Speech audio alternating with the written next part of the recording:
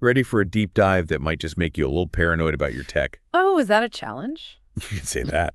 Today, we're going undercover, exploring a company that's practically invisible to most people, but has its fingers in almost every part of your digital life. You're talking about Tencent, right? Bingo.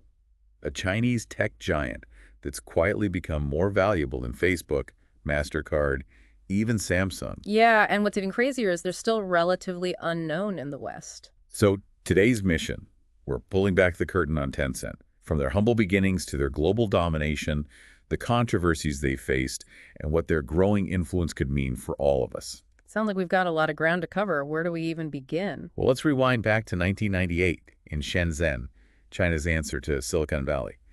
Picture a tiny office, 4 college buddies with a dream, and a disco ball. A disco ball. Now, that's not what I expected from a tech startup story. Right. Makes you wonder what kind of coding parties they were throwing. Well, one of these founders was a guy named Ma. Onima. Okay, I'm already intrigued. Yeah, he was a pretty quiet coder, but already had a reputation. He had actually made some decent money selling stock prediction software that he built while he's still in college. So even in his early 20s, Pony Ma was already showing that entrepreneurial hustle. Oh, absolutely. But despite the early success, Tencent's early days were a roller coaster.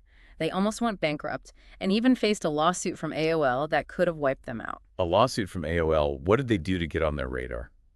Well, their first big product, a chat software called OICQ, was almost identical to ICQ, a popular Western chat app owned by AOL. Classic case of inspiration gone wrong, huh? Pretty much. They had 1 million users in their first year, but then, bam, the lawsuit hit. Copyright infringement. That's got to be a nightmare for a young company. It nearly was. They were forced to rebrand to QQ, but just as things were looking bleak, they managed to secure a last-minute investment. Talk about dodging a bullet. Talk about a close call. So legal trouble sorted, funding secured, and users were loving QQ. Sounds like they were on the path to success. You'd think so, right? But there was a problem. They hadn't figured out how to make money. Their attempts to introduce a subscription fee for QQ failed spectacularly. So back to square one. How did they pivot? They found inspiration in a rather unlikely place, South Korea. There was this website called Say Club where users could create personalized avatars with clothes, accessories, you name it. Okay, I'm starting to see where this is going. It was a huge hit, especially for dating. And Tencent, always on the lookout for opportunities, decided to launch QQ Show, a similar avatar feature within QQ. The birth of virtual fashion. Exactly. Users could express themselves, show off their style, and crucially, spend money on virtual items. The dawn of the free-to-play model with microtransactions. Genius. It was a complete game changer. QQ Show exploded in popularity, especially with younger users. They tapped into something powerful, this desire for self-expression and status, all fueled by virtual spending. So they'd found their golden goose, but I'm guessing this was just the tip of the iceberg when it came to their ambitions. You're absolutely right. Pony Ma had a much grander vision in mind. He wanted to build an entire digital ecosystem, one that would touch every aspect of people's lives. Okay, I'm hooked. We'll be back with Act 2, the gaming takeover, and beyond. Hashtag TTS, the deep dive episode 2024-1208, part 2 of 3. Welcome back to the deep dive. Last time, we left Tencent celebrating a legal victory and riding high on the success of QQ Show. They had users, they had funding, they even had a disco ball.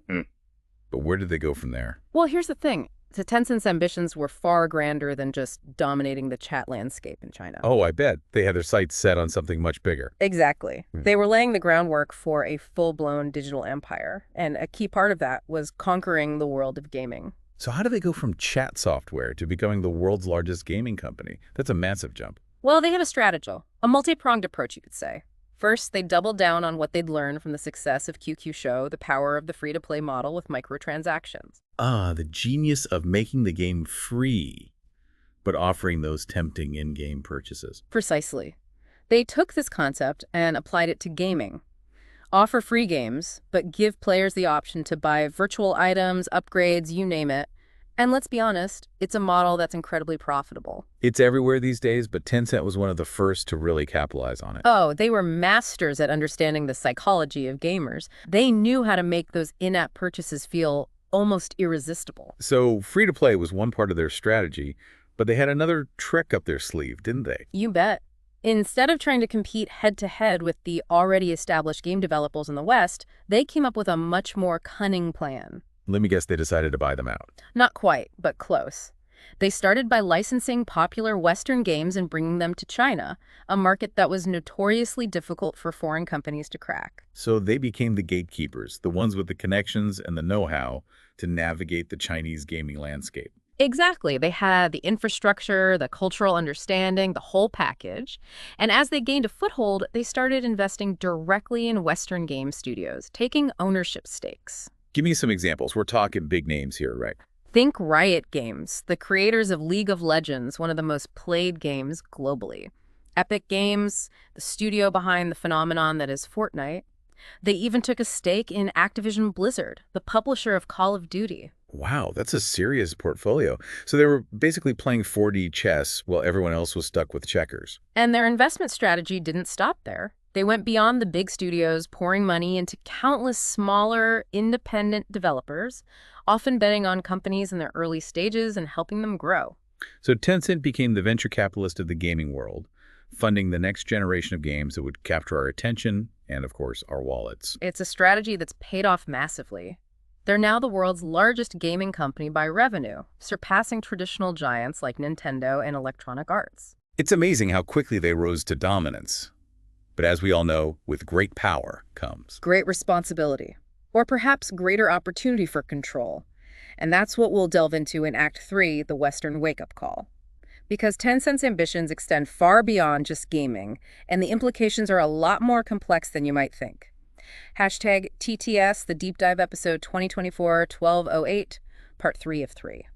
Welcome back to the Deep Dive. We've been exploring Tencent's incredible rise, from a tiny startup to a global gaming titan. But their story doesn't end there, does it? It doesn't. This is where things get even more interesting and perhaps a bit unsettling. Okay, I'm intrigued. Lay it on me. What's the next chapter in the Tencent saga? Act 3, the Western Wake-Up Call. This is where we see the full scope of Tencent's ambitions and how their influence reaches far beyond the world of gaming. Okay, now you've got my attention. Spill the beans. What's going on? It all centers around an app you might have heard of, WeChat. WeChat. Yeah, I've heard of it. It's like China's version of WhatsApp, right? It's a bit like saying a smartphone is just a glorified calculator. Okay, so it's more than just messaging. What makes WeChat so different, so powerful? Imagine Facebook, PayPal, Amazon, Spotify, Uber, all rolled into one. That's WeChat. It's not just an app, it's an entire digital ecosystem. Wow, seriously. So people in China are using one app for all of that. It's become an indispensable part of daily life there. People use it to chat with friends, pay bills, order food, book taxis, shop online, read the news, play games, even make doctor's appointments. That sounds incredibly convenient, but I can't help but think about the sheer amount of data being collected. We're talking about one company having access to practically every aspect of a person's digital life. And that's precisely what started raising concerns in the West, especially when you factor in Tencent's close ties to the Chinese government. Oh yeah, the Chinese government doesn't exactly have the best track record when it comes to privacy and freedom of speech. Exactly. And there have been numerous reports of the Chinese government using WeChat to track dissidents, censor political speech, and even arrest people based on their online activity. That's chilling. It sounds like something out of a dystopian sci-fi novel. The concerns go beyond data collection, too. There are worries about how Tencent might use their influence to promote Chinese government propaganda or restrict access to information. So it's not just about privacy, it's about control. Control over the narrative, over what people see and hear. Exactly. And while WeChat's global expansion has been limited so far, mainly confined to Chinese expats, that doesn't mean the West is immune to Tencent's influence. Right, because remember, all those investments they've made in gaming companies and those ventures into AI, healthcare, self-driving cars, they're not just about profit. You got it. They're about access, shaping the future of these industries, influencing the direction of innovation itself. So they might not have direct control, but they have a lot of indirect influence. They're playing the long game.